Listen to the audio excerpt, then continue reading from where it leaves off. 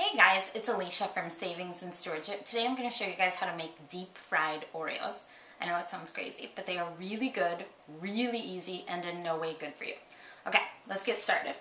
First, we're only going to need three main ingredients. Self-rising flour, clear American soda water in any flavor that you want. We get the orange because for some reason I think chocolate and orange go well together, but really you can't taste the flavor afterwards. And Oreos, whichever kind or variety of Oreo that you would like. I've already got our oil preheated to 375 degrees. Let's mix our ingredients and go from there. Alright, you're going to use 1 cup of the self-rising flour.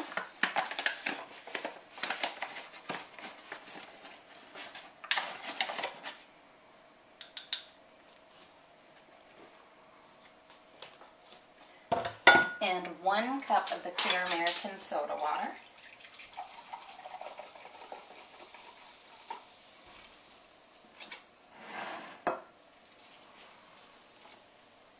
Let's just mix these together real quick.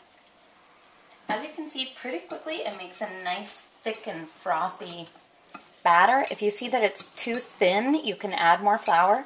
If you see that it's too thick, you can add more clear American to it. Smells like oranges. I'm going to go ahead and take our Oreos and just dip them in the batter to coat them. Don't worry about it being perfect, you're deep frying them. And just drop them right into the oil.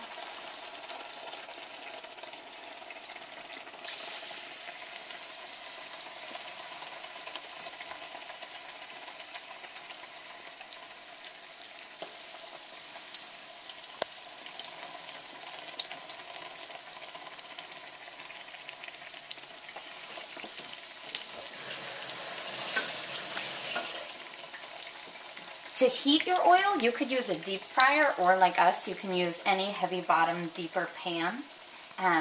Just fill it with your favorite cooking oil, deep frying oil. We prefer canola oil, or vegetable oil is also a good option. You probably want to stay away from any olive oils just because they don't withstand high heat very well. But you're just going to want to leave these in for a minute or two.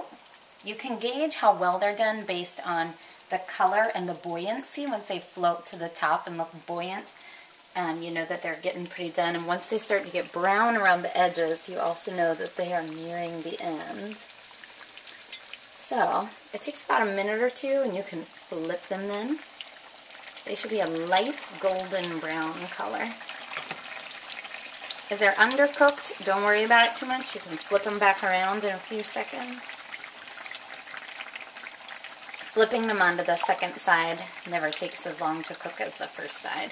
Keep that in mind. And when you're putting your items in your oil, the only thing you want to be careful of is adding whatever is comfortable in your bowl. We probably could have added 1 or 2 more here. But you want to also be careful that you don't bring the temperature of the oil down while you're cooking. So just keep an eye on that. You also don't want your oil to get too hot, otherwise your items will burn and you'll smoke, and the oil will get a gross flavor and kind of a black residue along the bottom and throughout it. That's why I have my handy temperature gauge here. Once you think that they are done, you can go ahead and check them.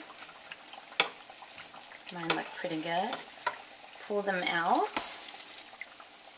Transfer them to a paper towel so that that can absorb all of the extra oil you have.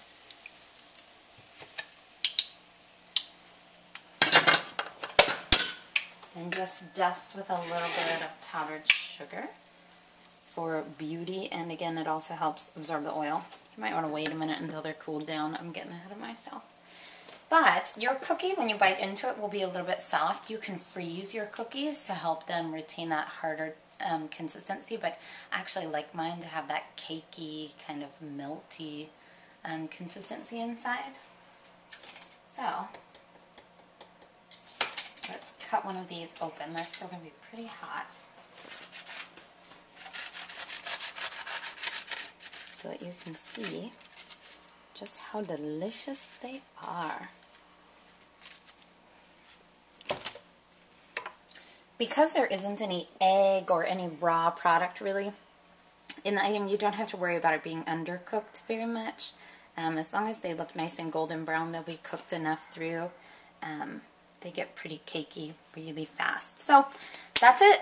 Very easy. Of course, you can use the same method, not just with Oreos. That's my little secret, though. You can use it with candy bars or any other kind of dessert item that you might want to deep fry.